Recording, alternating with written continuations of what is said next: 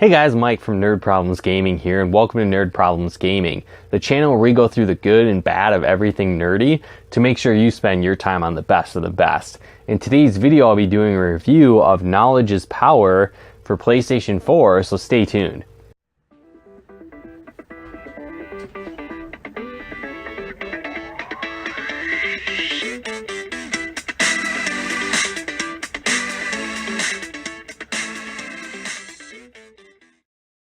Now, I don't actually own a PlayStation 4, but I played this game over the past week, and it was just a ton of fun. It was cool. It's like a trivia game where you log into your phone, and then you play it through the system as well. I think it was free to play as well. I don't know if that was like a limited time thing or just in general it's free to play, but it's pretty cool. So you take a trivia game, right? But then you add in some kind of video game elements to it as well, and it makes it a lot of fun. So something that's pretty neat is, you start off, you pick your character, and they've got a bunch of different goofy ones to choose from. But then basically what you do is you'll take a selfie of yourself from your phone, and then you kind of put that in your character's persona. And so that was definitely a lot of fun. We had a lot of laughs and fun with that, making crazy faces and putting them inside the character, right, as you chose your player that you're playing as. But what's cool with this game is what's going to happen is you're going to get given like a choice of 4 different categories to choose from. And so again, it's a trivia game, and you all kind of vote on which one you want, and then it's going to be majority rules. So however many people that has the most on that specific category, that's what you're going to go with. And then throughout the game, you kind of have a power where you can override other people. So if you really want a category, you can definitely pick that if you have that ability. And so what's neat too is that you're going to start off with different questions. So again, maybe it's like movies, books, video games, and then, politics or something, right? So you've got those 4 categories, right? And so then what happens is as you choose a question in that category, it's going to kind of veer off into, subcategories that are related to those different things based on what you picked before it. So that created a really cool dynamic within the game. So maybe you take movies, for example, and then you do like the next series would be like superhero movies, horror movies, romantic comedies,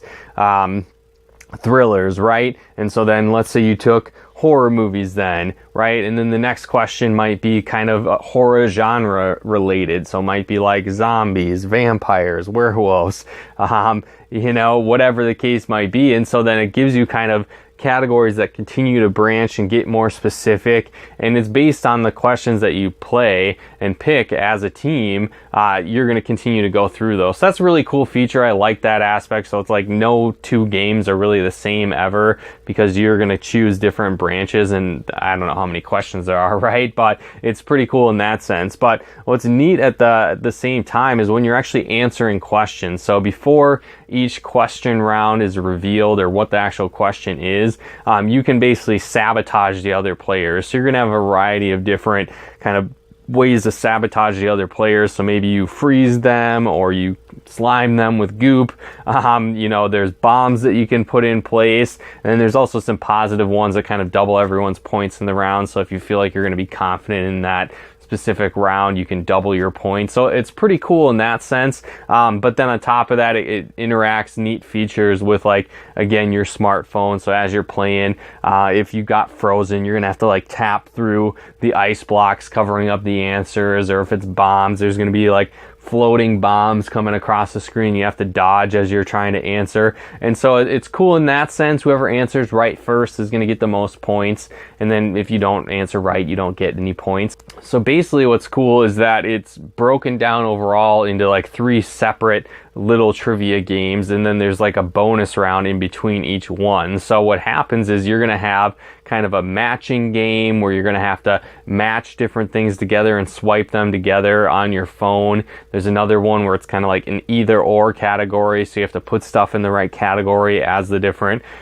topics and things come up on your screen, put them in the right category, and then again, whoever gets the most right wins that extra bonus round and those extra points. And then again, there's the final round, which is really cool, where it's more of like a pyramid stacked up, and you have to get to the top as quickly as possible. And whoever gets the answer right the fastest is going to jump up more steps on the pyramid versus the other people. So you might jump up 3, 4, 5 levels, or 1 level, or 2 or 3, just depending on how fast you answer and get it right compared to the other players. So that's kind of cool. It's really cutthroat at the end. It makes it a little bit more intense. So you could be way ahead, but if somebody answers a bunch right really fast in a row, they could jump up and skyrocket past you. So it's a pretty cool game. It's simple, right? It's just trivia, but there's a lot of cool extra features that go along with it to make it a lot of fun. And it looks like this one's only on PlayStation 4. I wish it was on other things. I've got an Xbox One and the Switch, so I wasn't able to necessarily get that on my own, but it was a fun game to play, and I highly recommend it if you have access to that system. It would definitely worth picking up. Like I said, they downloaded it for free, my friends that I was playing with, but again, it might cost money at this point. But at the time when I played it, it was free to download, so it's even more cool to get a pretty fun party game to be able to play with your friends. So definitely pick this up if you have access to it. And again, hopefully you guys got some benefit and value out of this video. You know, if it did, feel free to comment and share, and subscribe to our channel as well if you haven't. Now again, if you like this content, maybe you'd like to get early access, help us pick videos on the channel and more.